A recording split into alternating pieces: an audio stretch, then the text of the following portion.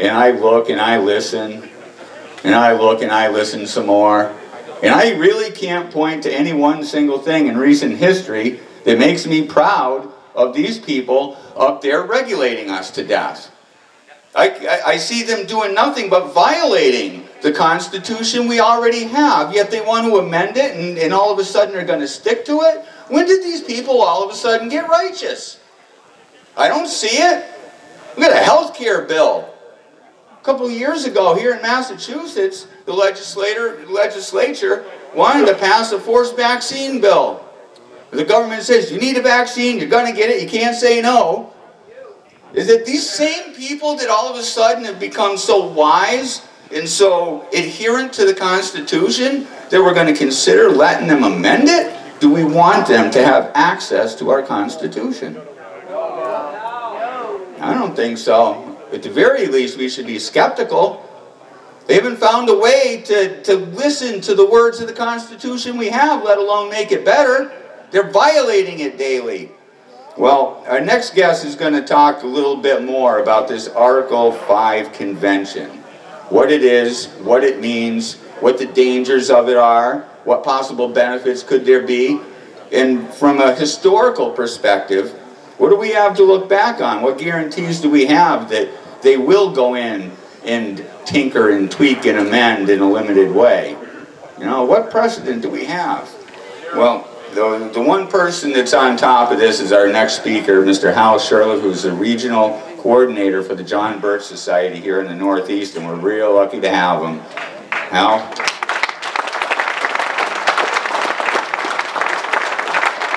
Thank you very much. Yeah, Dave Kopacz and I go back. I met him at an End the Fed rally in November, I think, of 2010 or 2009. It was about 20 degrees. And Dave and I have collaborated on numerous presentations on Agenda 21. They have Dave and Hal show. We traveled throughout to Pennsylvania, Massachusetts, New Hampshire, Rhode Island, and maybe a few other places, Connecticut. And I think we made a lot of impact in educating people about this, and a lot of positive things have come out of that. Before I talk about the Article 5, I want to make talk about Camp Constitution, a wonderful family camp that I was the co-founder and director of just a little north of us in Ringe, New Hampshire. And I have brochures. Tom Moore is one of our instructors right here. This year we're having Chris Ann Hall as one of our featured instructors, and Garrett Lear, the Patriot Pastor. A lot of great things. Jim Perloff. Jim Perloff as well, and we could use some support. We've never turned away a worthy family, worthy young people for the lack of funds, so we hope we don't have to do it this year. Anyway, and I have information about that. If you are an advocate of the right to keep and bear arms, and by the way, we should also refer to our state constitutions when we talk about the right to keep and bear arms, because in the state constitutions, it's most strongly worded. You know, in Massachusetts, you have the right to protect your property, not just own it. And that doesn't mean calling 911 and hiding in the closet. It means with a weapon, you see. So, and I think Dave said it earlier, the Second Amendment did not give us that right. That right belonged to us. Those Minutemen on the Lexington Green didn't say, well, gee, we don't have an amendment yet. We'll have to wait till it's passed. It's our right. So we should stop getting in the habit of saying our Second Amendment right and say our God-given right protected by the Second Amendment. Well, there are a lot of threats to the Second Amendment. The United Nations, one of the biggest threats to gun owners around the world, and this Article 5 convention. Now, to give you, let me discuss this. Some folks may not be as versed on this part of the Constitution. Two ways to amend the Constitution. The first way, which is the only way that's ever been used under our Constitution, is when 2/3 of the U.S. House and Senate propose an amendment, and then it goes to the states for ratification. 3/4 of the states have to ratify it, and as of late, they usually give 7-year limits to its passing, although we just got an amendment added about, what, 15 years ago? The 27th Amendment? That would have been the First Amendment. So there's a few still floating around there that have never been ratified or considered dead. The second way that has never been used is where 2/3 of the states call for a constitutional convention, or I guess they don't use the term constitutional convention, but that's basically what it is. Over the years, there's been over 600 calls. Now, the Constitution makes reference to plurals. It says that the purpose of this would be to propose amendments. It doesn't say anything about one issue or one amendment. And this body is a deliberative body that's appointed. We're not even sure how. There are no laws, no rules at this present time. Although there's been attempts over the years to do that. Back in the late 70s when we were about 1 or 2 states away, they've never been passed. And whatever agreements are made prior to the convention are not void. In fact, just yesterday, there was a 2-day conference in Indiana by the advocates of an Article 5. And they say, oh, we're going to come up with, this is how we're going to run the show. You can come up with all the agreements, and the minute that convention convenes, they can toss all that out. Okay, so there is no rule, no law, and a handshake is meaningless. And some of you people have been delegates at party conventions, so we know how that can be done, how easily that can be done. There's a lot of well-intentioned folks that are frustrated, and they think this is the only solution. But as Dave said, if the current crop of politicians in Washington, D.C. won't obey the Constitution now, why would they obey new amendments? And one of the organizations pushing this, Convention of States, says that we'll simply write amendments that cannot be misconstrued. And they say it with a straight face. I mean, what part of the Second Amendment don't we understand? Congress shall not infringe. There's a BATF, isn't there? That's an infringement. So, and they also tell us that states, it still takes 38 states to ratify, and states would never do anything unreasonable. Yeah, this should be laughter because they do unreasonable things all the time.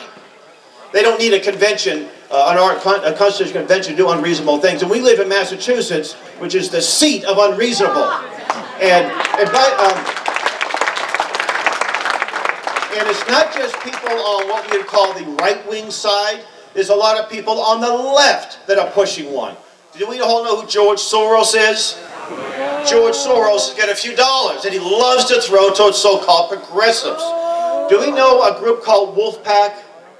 How about Young Turks, which is an online, it's a YouTube news source?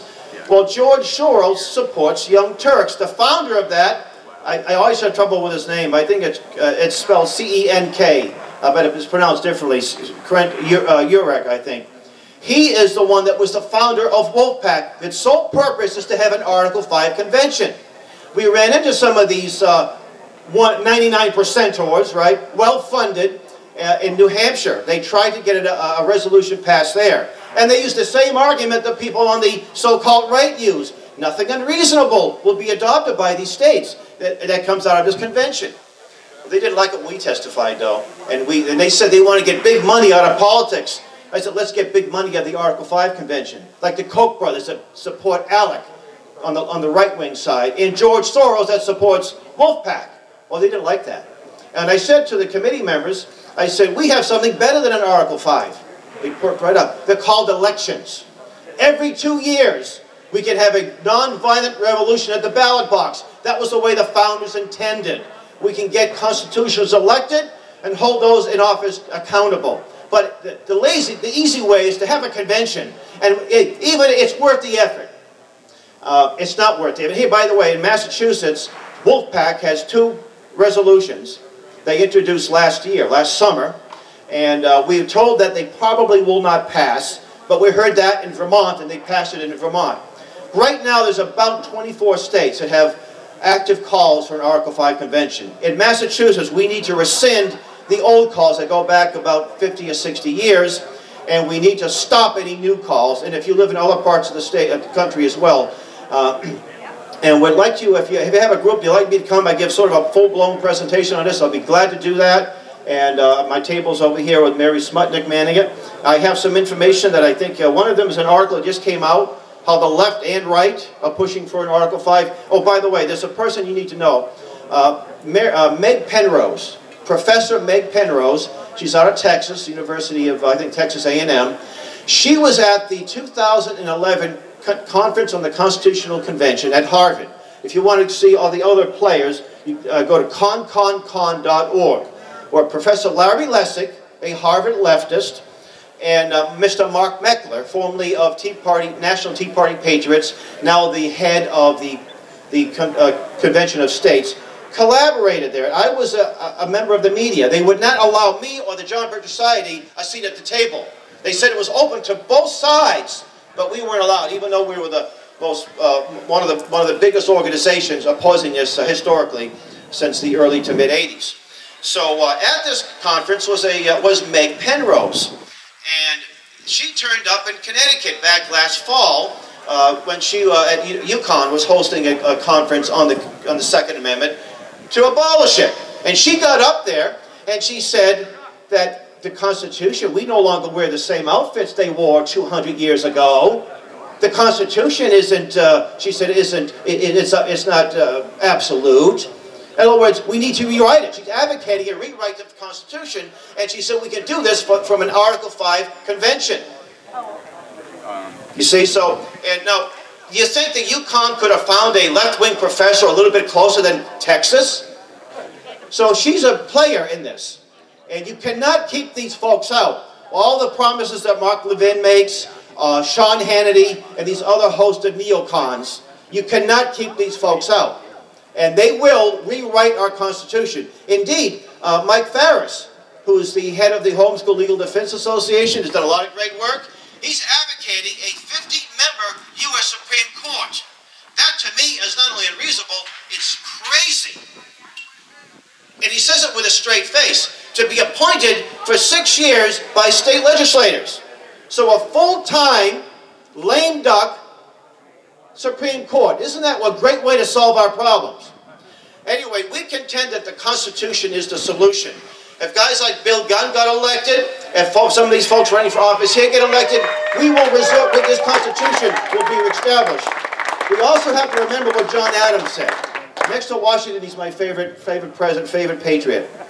He said that this Constitution is for a religious and moral people only.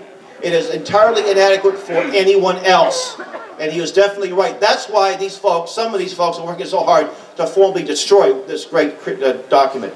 So with that, thank you and God bless you.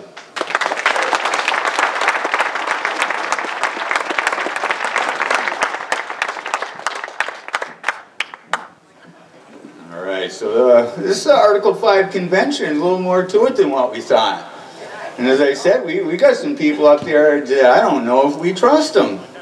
And at the very least, our civic duty, this is something, you know, people ask me, Dave, why do you do what you do? And why do you do it so